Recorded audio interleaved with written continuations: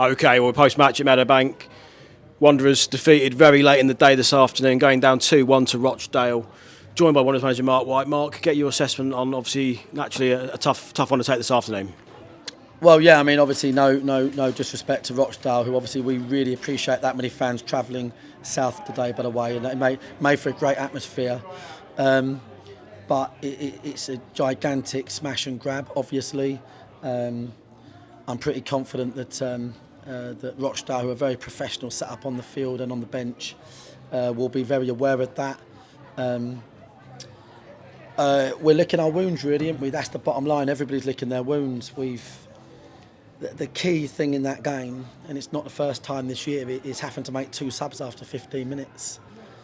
2 subs 15 minutes in. I've no idea how you can get muscular injuries and problems like that 15 minutes in. I'd have to speak to the players, but I'm not over the moon with that. I hope no one was hiding anything. But look, we set the team up tactically perfect. We knew that we couldn't afford to give Rochdale an extra man because they're a very good passing team. I thought we played Harry and Jason strategically. We knew we could give them a lot of trouble by being a little bit more direct. Literally everything was going to plan. We made them we made them go direct. We won the sort of 1v1 battles. You know, we had so many opportunities in the game. Seager has a brilliant chance just before half time. Second half, Jason gets into a couple of great areas. Briggsy squares it for Josh Taylor, takes a touch, it's a goal. So you're sitting there thinking, look, there's a second goal around the corner. But if you're neutral, you're probably thinking, do you know what? They've not put these to bed yet, and you know how football works. But obviously, I think if Dan Piber stays on the pitch, it's probably the minimum we get is a point. Dan's obviously, last man defending. We were always going to defend man for man today. But we will feel sorry for ourselves a little bit, to be fair, because we've come into the game losing Tony Craig, who's obviously influential, and we then lose 2 players in the first 15 minutes. We have an out-and-out number 9 that's playing wing back for literally 75 minutes, and Callum Kennedy, who's not played all season, going into a back 3, 1v1 all game. So we are literally at 6s and 7s just trying to get a result. And I'm on the sideline thinking we need 3 points here, because I'm fearful for Tuesday and Saturday, because I know the state the squad's in. So, listen, I mean, any fair football fan will know that we obviously played well enough and probably deserved a lot more. But that's not taken away from Rochdale, who stayed in the game. But that is one of those that's extremely hard to take. And we would have beat, or certainly drew, with Chesterfield first game if it wasn't for 2 first-star substitutes and a sending off. And today was the same. 2 first-star substitutes are sending off and not taking chances. We had so many chances. Josh Taylor's is absolutely glorious chance if he takes a touch, but that's where we are, mate. No one's gonna sort of email you and give you the points back. We're in a position where we've got to focus on our next 2 matches, which are extremely difficult on the road, and we've got to find a way of patching up our squad, because the boys we have got available have not played. So we're going to be really not in great shape. It's such a shame. 1-0, keeping a clean sheet. You're thinking this team this year is really, really starting to look organised, and yeah, we just run out of diesel, mate. In terms of players out of position, players that haven't played.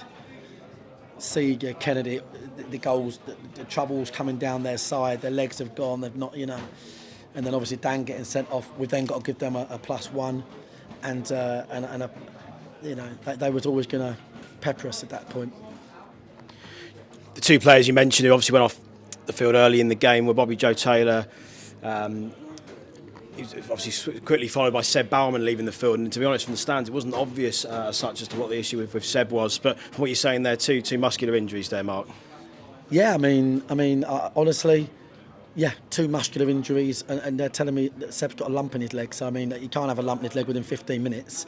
So like, I'll need to speak to the players. I mean, I'd be extremely disappointed if anyone's played not knowing that they're 100% and not told us. But I think that's very unlikely. But I need to get the full rundown of what the problem was. But we need to be, listen, keeping your team fit and having subs to choose from in the second half of games is part of the game. That's not bad luck. That's whatever we're doing behind the scenes that just means we've got a absolutely terrible record of injuries. And can't wait for there to be 5 subs. I don't think it'll benefit any team more than Dorking Wanderers. Because we know what we're doing. Like, we've gone to Chesterfield away, and I'm not harping on about that, but put a great performance. Oldham away should win the game. Halifax did win the game. Resilient. We're organised. We know what we're doing. The management team is getting a lot right. So it's so infuriating when almost controllables go against you. Smash and grab. I sound like I'm fucking moaning, and I am, but who wouldn't moan? Do you know what I mean? Who wouldn't moan? Supporters are going to be as pissed off as me. I understand that. Thanks to our supporters for literally just singing non-stop at 1-0. I'm looking at the clock. 86 minutes is it before their goal? 87? I'm not sure, before their first goal. Yeah, that's sort of maybe even sort of 89 actually. Was it? Yeah, that late. Yeah, it's ridiculous, mate. And was it after Dan got sent off? So to ask his questions, I think it was. I might be wrong, from the resulting free kick. Just before right. Dan went. Yeah. So. But in such quick succession, that's what was. It was all happening. Tough to take. It was all very quickly. But the boys ran themselves in the ground, and speaking to their gaffer, a lovely guy, really good guy, really good management team actually, really professional, and he said it's the toughest game they've had this season, and it is a tough place to come. We set up today to go man for man. We set up to win our duels, be physical, and we know that on this pitch, which is a bit slower, you can do that. Probably, and their gaffer's right, probably on their pitch, defending 1v1, they probably get away from us a little bit. The touch, the roll. On this pitch, it's not a great pitch. So we've done literally everything right, bar win the game, and we're licking our wounds because we've had 2 first half subs and a sending off that's essentially killed us. And how we've not got something out of that game, I don't think we'll ever know, will we? That's where we are. I want to pick up on a couple of positives there, Mark. Tom Blair getting off the mark, opening his account this afternoon with a really tremendous solo goal to turn and finish the way he did. And then Matt Briggs came on again to get more minutes, following on from his appearance on Tuesday. And I guess looking at the fact that Seeger had to do a job on that right side, I guess that's why Briggs is still working his way back to full fitness, isn't he? That's why we couldn't bring him on earlier in the game, just to clarify that. Yeah, Aaron Kill's not played.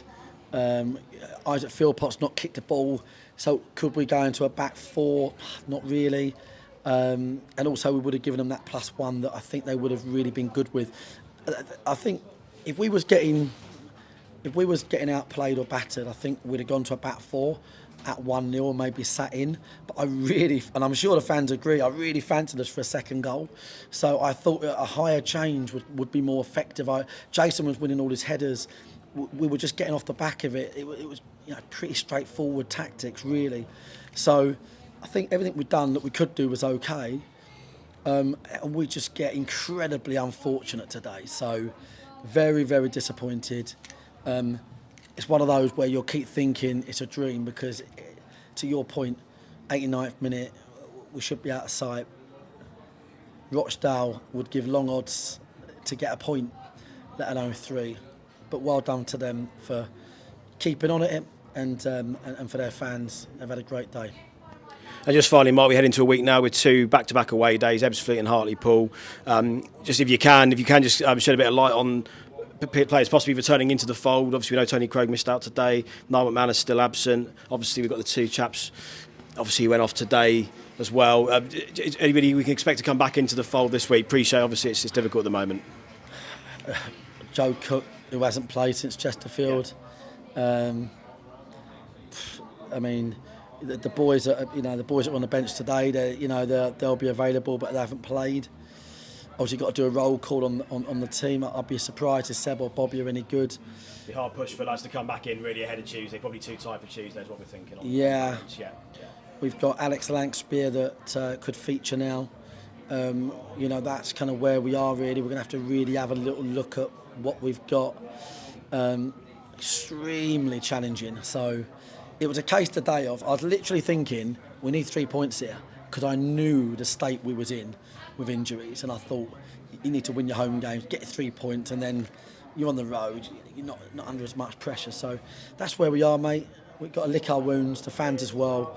But I think the team are rewarding, the fans, and I think the team is showing signs of organisation, resilience, and items like that. And today we were just desperately unlucky. It was an absolute massive smash and grab, huge. And that's no offence to Rochdale at all. They're a great bunch. Well, thanks for your time as always, Mark, and we'll catch up Tuesday for Ebbsfleet, and hopefully fans can join us on the road. Fantastic noise from them today, and we'll see you on Tuesday, Mark, for another one. Cheers, mate. Cheers, mate.